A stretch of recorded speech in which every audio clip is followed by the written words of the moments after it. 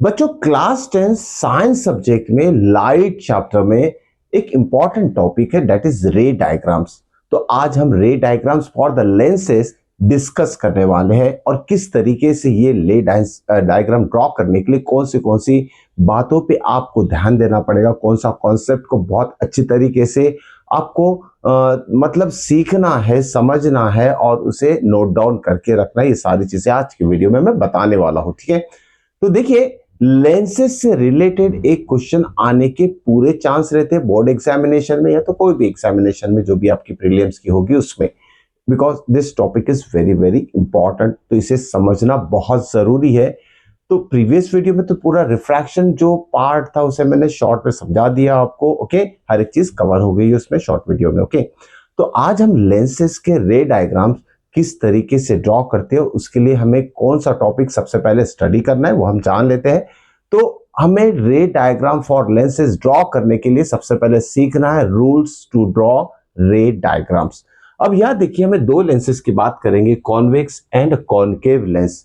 दोनों के लिए रूल्स रहेंगे, उस रूल का यूज करके ही आप रे डायग्राम्स बना सकते हो। तो आसान तरीके से हम इसे समझ लेते हैं किस तरीके से ये रूल्स हम अप्लाई करेंगे रे डायग्राम में और ये रूल होते क्या है, ठीक है।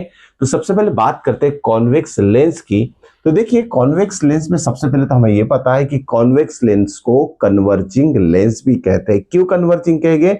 जो भी रेज इसमें से रिफ्रैक्ट होगी कॉन्वेक्स लेंस में से वो अंदर की तरफ मुड़ती है, इसलिए इस तरीके के लेंस को कन्वर्जिंग लेंस या तो कॉन्वेक्स लेंस को कन्वर्जिंग लेंस कहते हैं। और यहाँ कॉनकेव की बात करें, जो भी रेज ऑफ लाइट ऑब्जेक्ट से आएंगे आफ्टर रिफ्रैक्शन ये बाहर की तरफ मुड़ जाते हैं, ठीक है, बाहर की तरफ, आउटसाइड, ओके। यहाँ आएगी कोई भी रे और ये बाहर की तरफ मुड़ जाएगी और यहाँ अंदर की तरफ मुड़ेगी। तो ये रूल्स जो है इसी से रिलेटेड है। तो चलिए शुरुआत करते हैं फर्स्ट रूल से।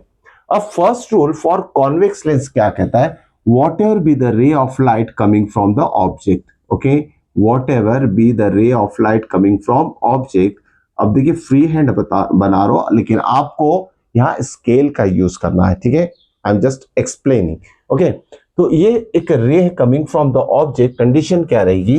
ये जो रे ऑफ लाइट ऑब्जेक्ट से आ रही है पैरेलल टू प्रिंसिपल एक्सिस चाहिए हमें, ठीक है। This is parallel to principal axis. If a ray of light coming from the object parallel to the principal axis, जिससे आपको पता है principal axis जो है फोकस और ऑप्टिकल सेंटर में से पास होती है, तो सेंटर ऑफ कर्वेचर में से पास होती है। It is an imaginary line, ठीक है।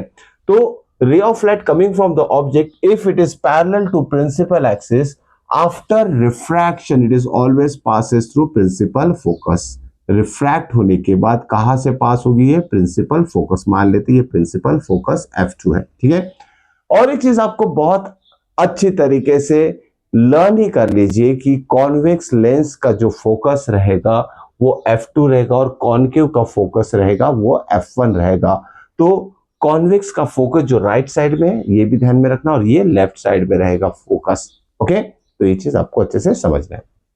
नाउ अब देखिए, ये हो गया rule number 1 for convex lens. अब कॉनकेव की बात करते हैं, सेम हम कंडीशन अप्लाई करेंगे, whatever with the ray coming from the object, okay. This is a ray coming from the object, arrow देना नहीं भूलना है। This is a ray coming from the object after refraction, refract होने के बाद वो बाहर की तरफ मुड़ जाएगी, ठीक है, ये मुड़ गई है बाहर की तरफ, ओके। लेकिन ये है फोकस F1। लेकिन हमें जब इसे बैकवर्ड एक्सटेंड करेंगे, इसे बैकवर्ड एक्सटेंड करेंगे तो हमें ऐसे दिखाई देगा, it appears to come from focus F1। Actually वो आ नहीं रही है पर ऐसे लग रहा है कि वो फोकस F1 से आ रही है, ठीक है।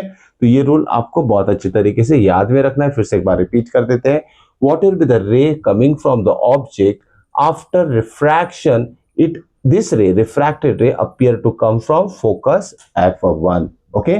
ये चीज आपको अच्छे से नोट डाउन करके रखना है। तो ये रूल नंबर 1 जो कि रे डायग्राम यूज करने के लिए बहुत बार यूज होता है, ठीक है, मैक्सिमम टाइम ये रूल यूज होता है, ओके। अब बात करते हैं सेकेंड रूल की। सेकेंड रूल क्या कहता है? अब देखिए, सेकेंड रूल हम अप्लाई करेंगे पहले इसके लिए, कॉन्वेक्स के लिए। सेकेंड रूल में देखिए क्या बोलेंगे हम, this is the focus represented by F1, what ever be the ray coming from the object, if it is passes through focus. Okay, अगर कोई रे ऑब्जेक्ट से आ रही है और फोकस F1 में से पास हो रही है, और जब यह इस लेंस से ट्रांसफर हो जाएगी वो, ओके, रिफ्रैक्ट हो जाएगी, तो क्या होता है, this refracted ray is always parallel to principal axis. तो ध्यान में रखना है, रूल नंबर 2 क्या कहता है, whatever be the ray coming from the object, if it is passes through focus, F1 भी लिख सकते हैं, after refraction, एरो देना भूलना नहीं, this is the ray coming from the object and this one is refracted ray। तो ये refracted ray जो है parallel to principal axis ही रहेगा। so this is rule number 2 for convex lens। ठीक है, अब रूल नंबर 2 कॉन्केव के लिए हम बात करते हैं। रूल नंबर 2 कॉन्केव, ओके, इसमें क्या होगा, if a ray of light coming from the object, ये आ गई ऑब्जेक्ट से रे, ठीक है, this is a ray of light coming from the object. देखो दिख रहा है कि ये रे जो है it appears to pass through focus F2, ठीक है, ऐसा लग रहा है कि ये फोकस F2 में से पास हो रही है। अगर इसे हम डॉटेड लाइन से एक्सटेंड कर देंगे तो ऐसे लग रहा है कि ये हमें फोकस में से पास हो रही है, ठीक है, बट एक्चुअली ये पास नहीं होती है, इसलिए हम वर्ड यूज करेंगे it appears to pass through principal focus F2, but वो यहां से रिफ्लेक्ट हो जाएगी, इस पॉइंट से रिफ्लेक्ट हो जाएगी, and after reflection this ray is parallel to the principal axis. ठीक है, तो rule number 2 for concave lens क्या होगा, whatever with the ray coming from the object, if it is appear to pass through focus, okay, actually वो पास नहीं होती, ऐसी लगता है कि पास हो रही है, but after refraction this refracted ray is always parallel to the principal axis। okay, तो ये था rule number 2 for convex and concave mirror. अब रूल नंबर 3 की बात कर लेते हैं। रूल नंबर 3, ठीक है, ये हमारा फोकस F2। अब रूल नंबर 3 क्या कहता है, रूल नंबर 3 में हमें क्या करना है, देखिए एक सिंपल सा रे लेना है which is coming from the object. Okay, उसके बाद क्या करना है, हमें सिंपल सा ध्यान देना है, अगर जो रे ऑब्जेक्ट से आ रही है और वो रे ऑप्टिकल सेंटर से पास हो रही है, if a ray of light coming from the object and passes through optical center O, ठीक है, then it do not change its direction, मतलब वो अपना डायरेक्शन, उस रे का डायरेक्शन कभी चेंज नहीं होगा। जो रे ऑब्जेक्ट से आ रही है और ऑप्टिकल सेंटर से पास हो रही है, तो इस रे का डायरेक्शन चेंज नहीं होगा।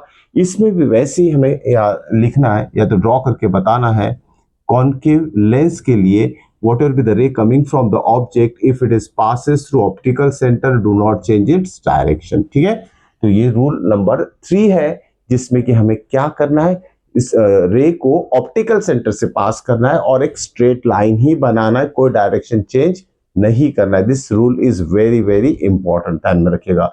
होप से बच्चों कि तीनों रूल आपको समझ में आ चुके होंगे। नेक्स्ट वीडियो में इससे रिलेटेड सारे रे डायग्राम्स कॉन्वेक्स और कॉनकेव लेंसेस के लिए हम ड्रॉ करने वाले, तो नेक्स्ट वीडियो बहुत इंपॉर्टेंट होने जा रहा है, उसे मिस बिल्कुल नहीं करना है। बहुत आसान तरीके से मैं उस वीडियो में रे डायग्राम्स कैसे ड्रॉ करते हैं वो बताने वाला हूं, साथ में वहां आपकी कौन से स्टेप में मिस्टेक हो सकती है वो सारी चीजें भी नेक्स्ट वीडियो में हम डिस्कस करेंगे। मिलते हैं नेक्स्ट वीडियो में, टिल देन गुड बाय।